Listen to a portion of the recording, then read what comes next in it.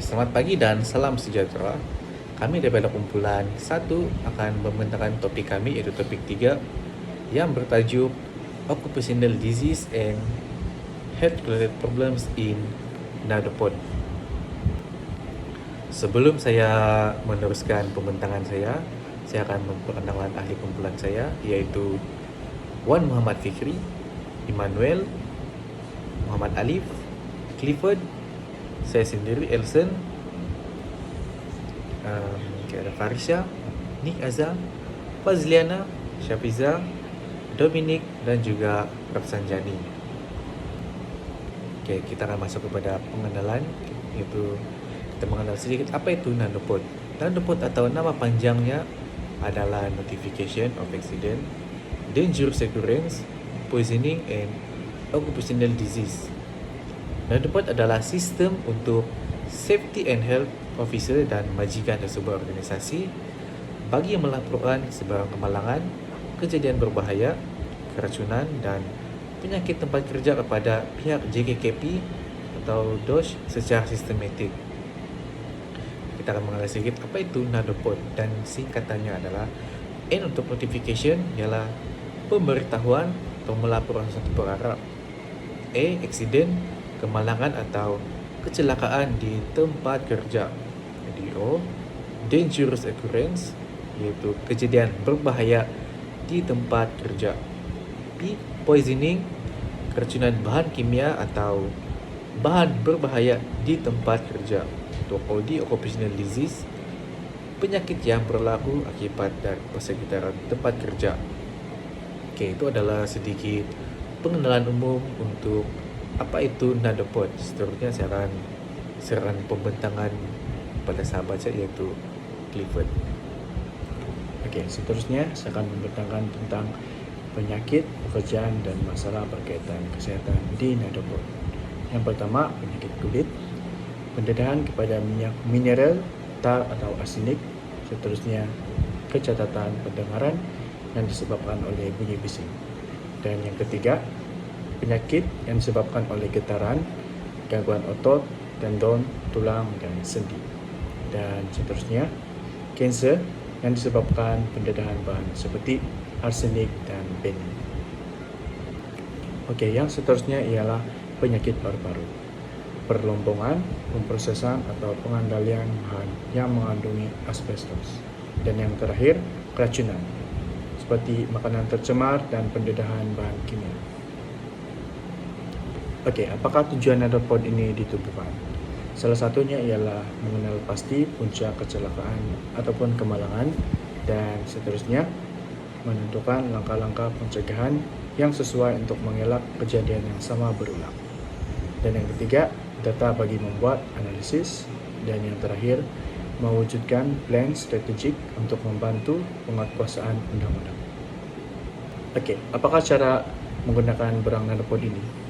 Nadopod ini dari sudut orang yang melaporkan adalah dengan menggunakan borang yang disediakan oleh pihak DOSH.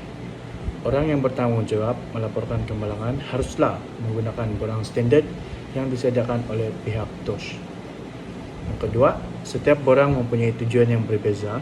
Jadi orang yang ingin melaporkan kejadian haruslah atau tahu memilih borang yang betul. Assalamualaikum dan selamat pagi.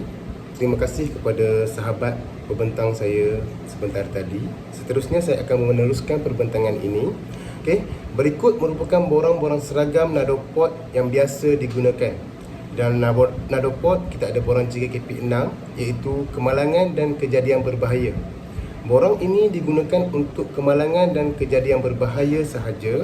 Hanya kemalangan yang mengakibatkan pekerja tidak dapat bekerja ataupun MC selama lebih 4 hari sahaja yang wajib dilaporkan kepada pihak DOSH. Okey, selain JKKP 6, kita ada JKKP 7 iaitu keracunan dan penyakit tempat kerja.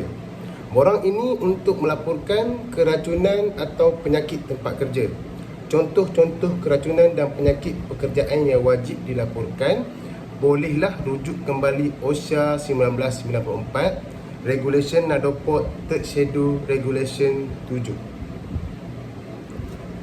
Seterusnya, di dalam Nadopod ini kita juga ada borang JKKP 8, iaitu daftar ataupun register tahunan kemalangan, keracunan, penyakit bagi sesebuah organisasi.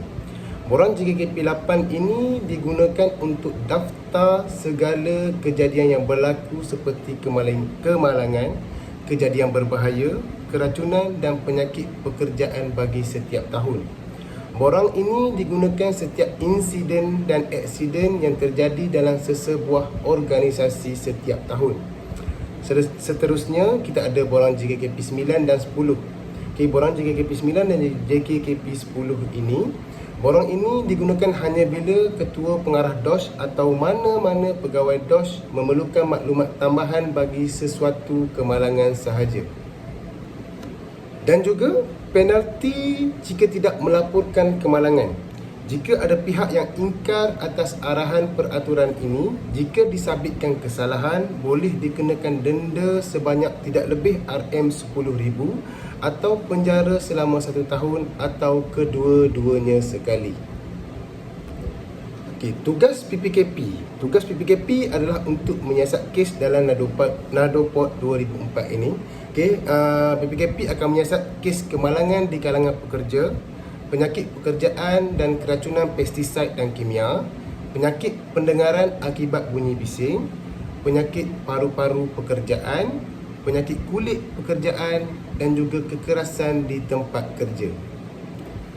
Kesimpulan yang boleh kita buat daripada Nadopod 2004 ini, iaitu melalui penerapan Nadopod 2004, kita dapat mencapai persekitaran kerja yang lebih selamat dan sihat.